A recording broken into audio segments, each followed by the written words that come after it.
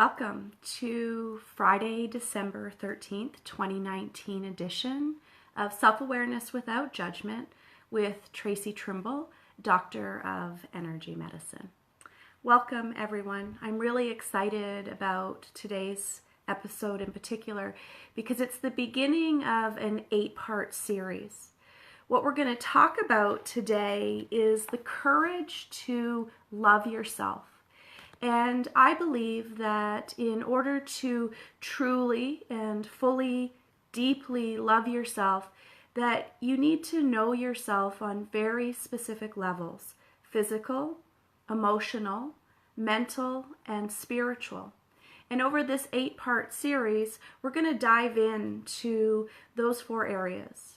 In particular, on being able to spiritually connect to the messages that your body is trying to share with you. And those messages come from both emotional, the way we're feeling, and intellectual, what we're thinking. So I'm super, super excited. Let me introduce myself. My name is Traci Trimble. I'm a doctor of energy medicine, and what that means is that I work inside of the human bioenergetic field, in the layers of energy that move around us, whether we know or are completely unaware that that's how energy works. It's communicating with us all the time.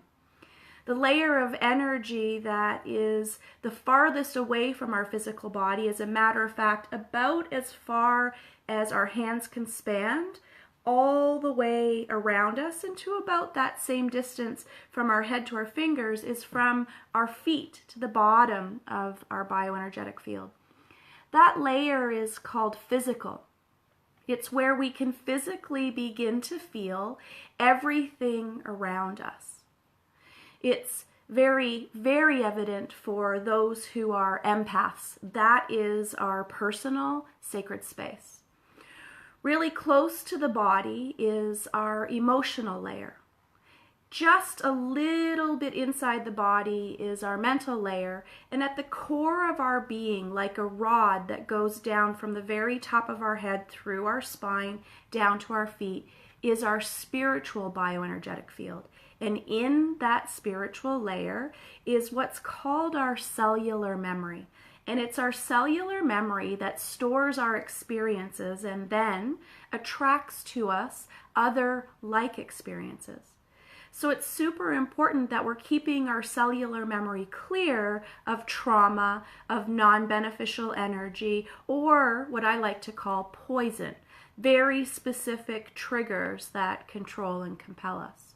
My job is to teach you through self-awareness without judgment to know the language of energy, the physical, the emotional, the mental, and the spiritual. And that's exactly what we're going to do today.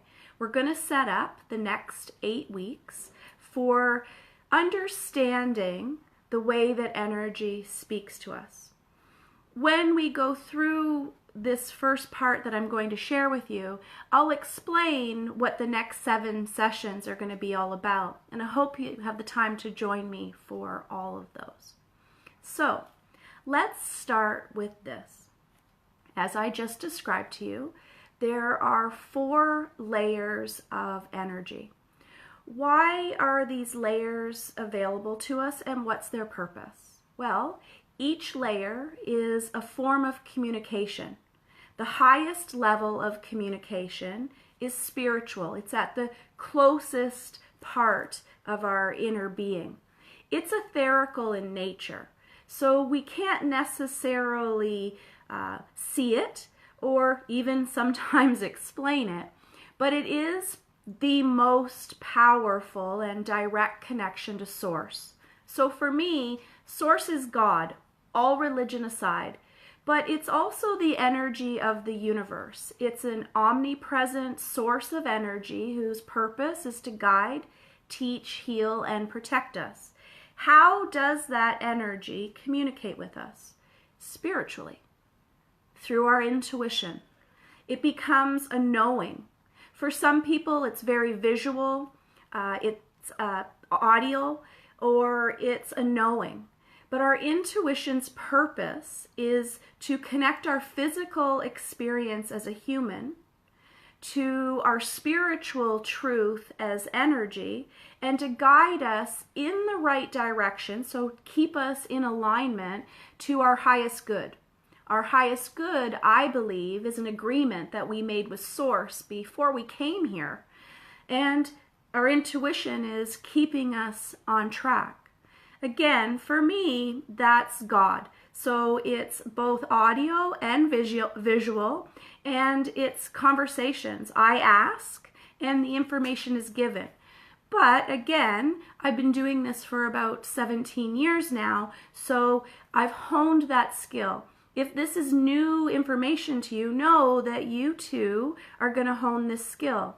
If this isn't new information, but you haven't been taking the time to connect to your own intuition, maybe this is the opportunity for you to do so.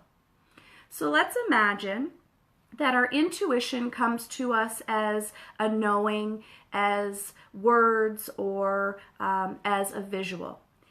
That specific message is saying one of two things. Whatever it is that you're about to do feels right and you are in alignment, or it does not feel right and you're out of alignment. Whichever it is, if you trust your intuition, then you stay in harmony because you've heard what the universe needs to share with you, you've trusted it, and you've proceeded to stay in alignment with your highest good.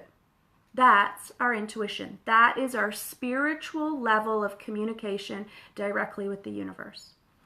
But don't worry, if you are not capable in the moment of trusting your intuition, then the universe has another etherical way to speak to you. It moves outside of the core of your cellular memory to a vibration of energy called mental.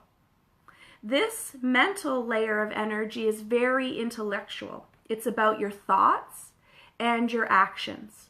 So in this moment, your thoughts start to percolate on some sort of a story. If you if you went out of alignment, so either it said it felt right to do this and you didn't do it, or it felt wrong for you and you did it anyway, you've gone out of alignment. And in that moment, I believe that your ego starts to panic. It doesn't know how to protect you because either it's taken you out of alignment or it doesn't have enough information. And this is when the thought process comes in.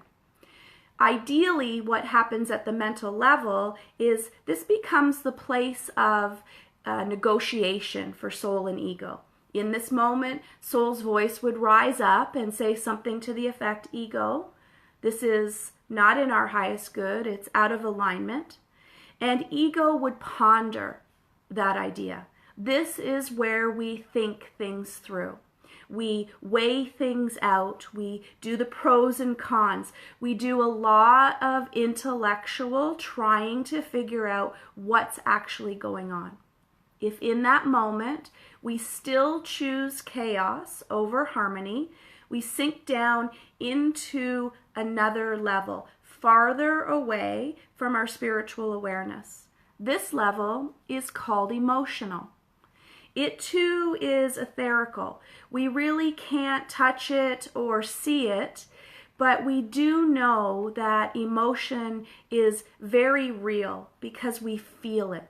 It is an intense experience that causes us great joy or great harm, depending on whether we're in harmony or chaos. What's incredible about our emotional processing system is that there are multiple layers. There are more than 7, but we're going to focus on the traditional 7 layers of emotional awareness. Imagine at this space, we're going into a place where we have a built-in GPS system that's going to guide us. That GPS system has a stored destination in it. In this lifetime, our emotions' purpose is to guide us when we are on the right path and to alert us when we're not. Excuse me. My apologies. When we are on the right path, the GPS really doesn't have to tell us much. But when we're off the path, it tells us to reroute. If you were going to a destination which you used your vehicle's GPS system and you put in the coordinates and it told you you were going in the wrong direction or you've just passed your destination, wouldn't you turn around and find your destination? Right? But with our emotions, if our GPS says you're going in the wrong direction, we either get overwhelmed, we stop and we get stuck in that moment, or we shut that GPS off altogether, completely ignoring where we're going. So what is this GPS for human beings? It's called our chakra system. There are 7 main chakras, and we are going to go deep into each of these chakras over the next 7 weeks because I believe they are the source of information for us to very easily understand when we have discarded both our intuition and our mental capacity to reason. We have not gone into our highest good. The chakras have in alignment energy and out of alignment energy. But for the purpose of our talk today and what we're going to be doing over the next 7 weeks, we're going to just focus on the out of alignment energies of chakra. So first, and if you do have a pen and paper, this would be a great time to get it because there's some information that could be very valuable to you. I'm going to go through what the chakra system is in terms of this whole navigation system I've been explaining. So here we are at emotional. The very first thing we start to feel when we've gone out of alignment, whether we're aware of it or not, is disconnection, isolation, and loneliness. If in that moment of feeling those sensations, we are not aware that we've gone out of alignment with our mental reasoning, we've gone out of alignment with our spiritual intuition, we begin to sink deeper into the energy of feelings. That turns into stories and illusions. Our heart and our brain start talking to each other, but in a chaotic way. In a way in which the brain feels like it needs to justify why the heart feels out of alignment, disconnected, alone, and isolated. So stories start to percolate. We create something that isn't necessarily true to justify why it's okay that we're out of alignment. Let's pick something. I can't do that. I'm not good enough. No one appreciates how I'm doing things. If you can't work it out at that point, we sink lower into the energy of lies. Lies are thoughts and words, but they're also actions and inactions that are not in our highest good. We start saying things out loud, making the stories real, and sometimes thinking that those stories are true. I'm so stupid, I'm bad, I'm incapable, I'm incompetent. And once we get into that, the sadness really seeps into us. This next stage is called sadness, grief, and a perceived sense of loss of self. Sometimes, if the chaos is a very similar thing that we've been caught up in the past, so a trigger that's controlling us, we even go as far to believe that something's been stolen from us or a piece of us is missing. And if we don't find our hope in that moment and begin to realize that we're out of alignment, we sink into what is called shame, unresolved anger, and lack. That lack becomes lack of worthiness, and lack of abundance, or vice versa, lack of abundance and then lack of worthiness.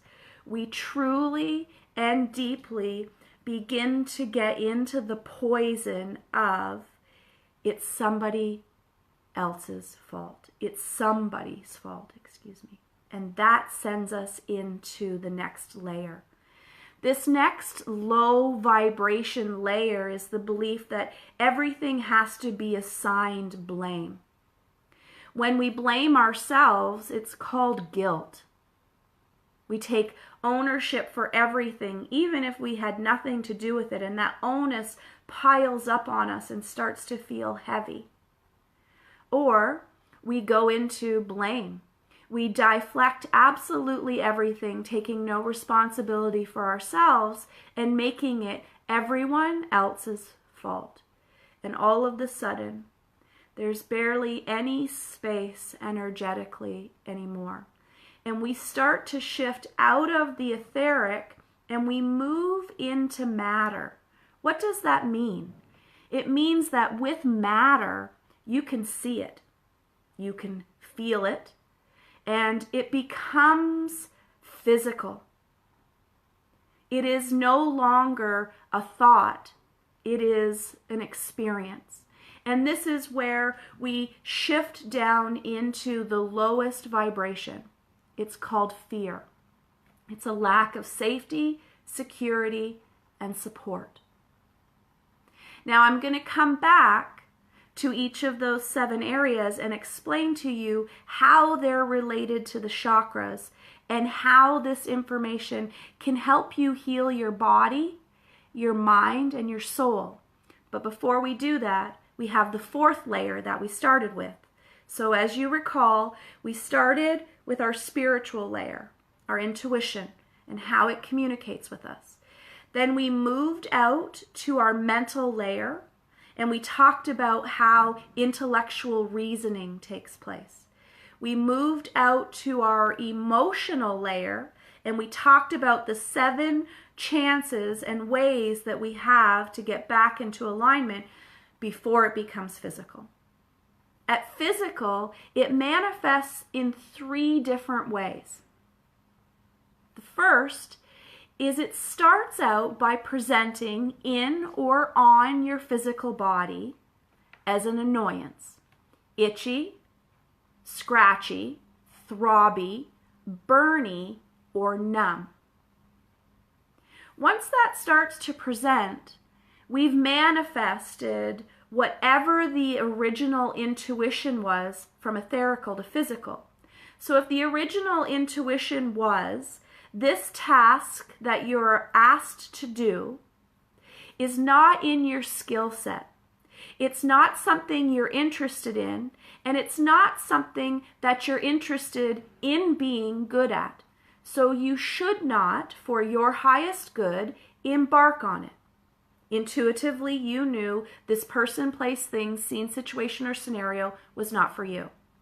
But you discarded that. You felt like you had to please them. And you shifted into the intellectual. And you went through all of the mental things. I'm not good at this. I don't want to do this. This isn't where I should be right now. I have a million other things to do, but somehow I feel like I have to.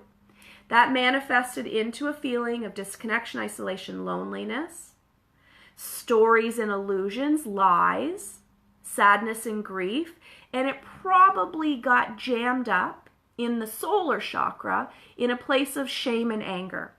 I should, I must, I have to, but oh, please don't make me. But I'm compelled to please others at my own expense, so I'm going to. And now it's physical. Right underneath your ribs, you have this little poking, throbbing energy that's really super itchy at night. Itchy, scratchy, burny, numb, tingly. The reason that this is challenging is because as human beings, we are very often completely unconsciously incompetent when we go to this first layer of physical manifestation. Because we think nothing of itchy, scratchy, throbby, burny, tingly, numb. Nothing. It's the first sign that we have manifested something physical in our body. And if we don't pay attention, what does it shift into? Physical pain. It hurts. And it doesn't have to hurt for a long duration of time. The universe is going to go, hello, I'm giving you this very low degree of pain so that you realize we're running out of time to fix this. Whatever this thought is, or this trigger is, or this disconnection is it's causing you great harm. But if we don't listen, the universe will smack us. And that pain will be prolonged for a greater amount of time, but maybe even a greater intensity. And eventually, the universe will knock us on our ass with the velvet hammer because the pain is unbearable. But by the time it gets to unbearable, it's already started to transition into disease and dysfunction. What happens if we do not take care of disease and dysfunction from its root? Death. The body perishes because there's no more room. The pain has filled our cellular memory with so many false beliefs and experiences and lessons we weren't meant to learn that we literally perish. Can that be 3 months? Yes. Can that be 30 years? Absolutely. I am grateful for medical science. I'm grateful for it most especially in a triage situation. But when it comes to disease, dysfunction, pain, we can't cure that any other way than going back to the root cause. Yes, we can take a cancerous growth of the body and we can treat it with chemotherapy and radiation. But if the intuition is constantly rejected and denied, and we keep choosing to go out of alignment with our highest good, it's going to come back. It's going to continue. These are the 4 ways in which energy communicates with us. If you have any questions, concerns, or ideas, anything specific to you, please don't hesitate to reach out to me. Traci, Traci, at tracitrimble.ca. Please provide your first name, last name, and date of birth, your question. I'll go into your bioenergetic field and figure out exactly what it is that you need to know in that moment. So now we understand the basis or the background for where we're going in the next 7 weeks. We're going to go into the chakras. I am going to teach you at the very most basic level how to listen to your body, how to understand what your body is trying to tell you. So let's bring the emotional and the physical together as partners in this communication process.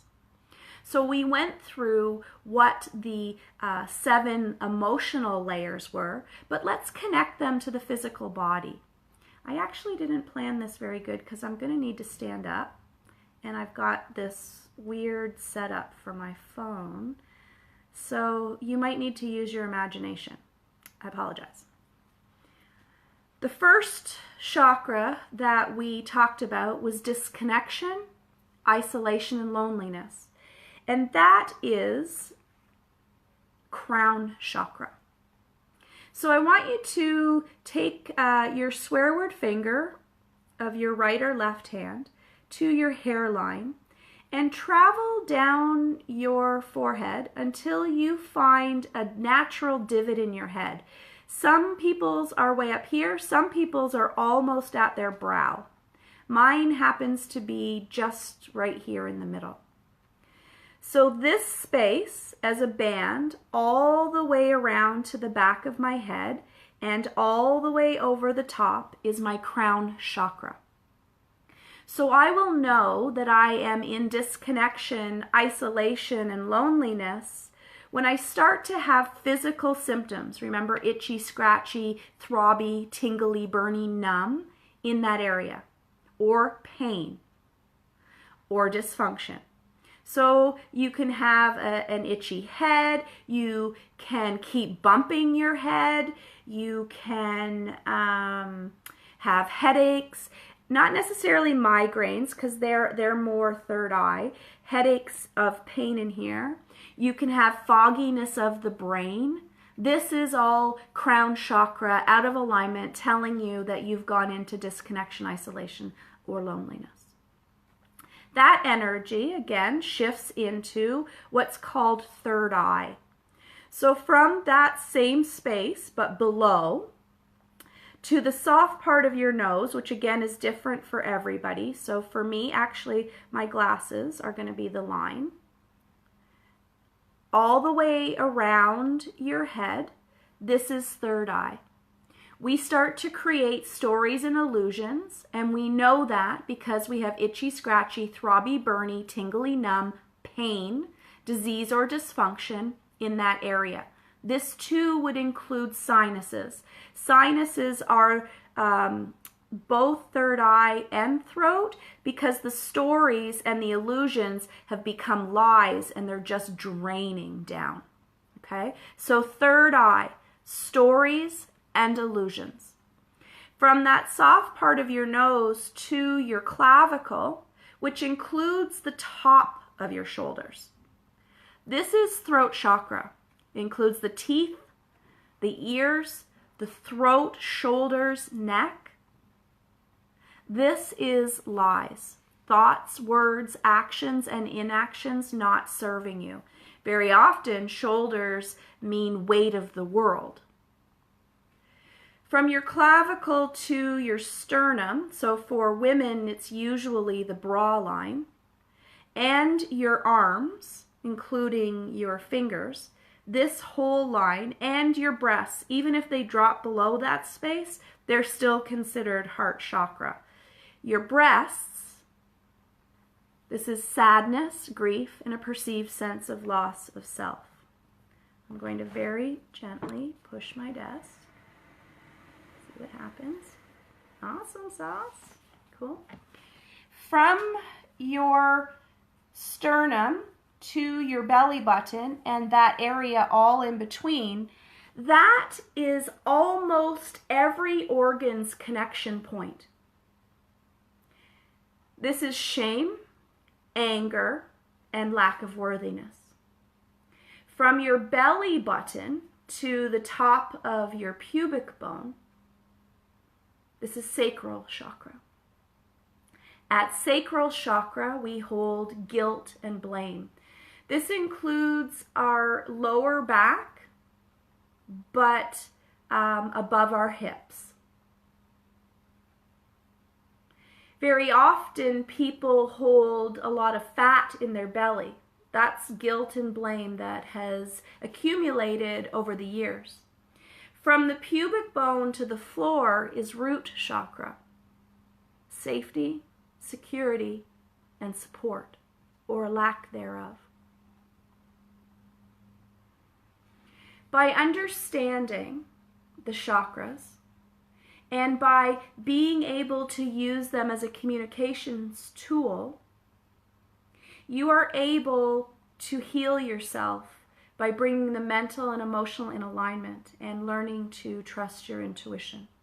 You are able to know what it is that's taking you out of alignment.